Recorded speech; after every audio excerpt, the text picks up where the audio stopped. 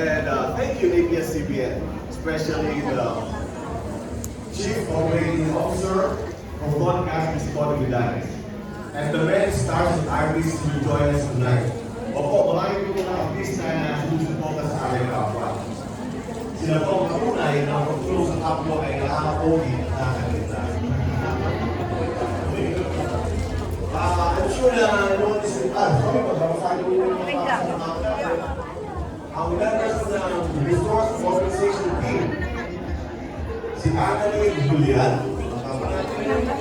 Janet Aguilar, Belma Sabong, Carol Ramos, Princess Nacionales, Victoria Sison, Vladimir Dumopoy, Benjamin Custodio, Isagani Roberte, and also thank you to Father Tito Caluan, Mr. Ben Fernando, Mr. Bobby Barreiro, my twin brother, and Robert Labayan.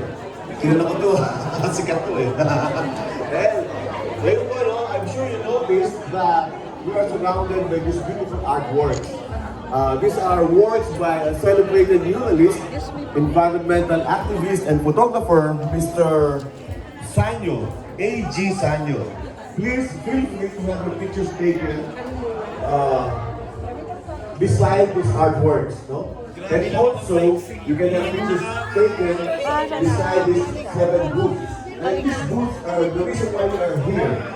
These booths represent the 7 legacy programs of Alay Kapwa.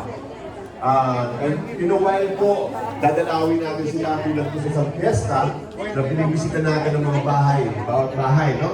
Ngayon po, iikot din tayo, dadalawin natin ng bawat booth. Hindi ko lang po sigurado kung may pakain sa bawat booth.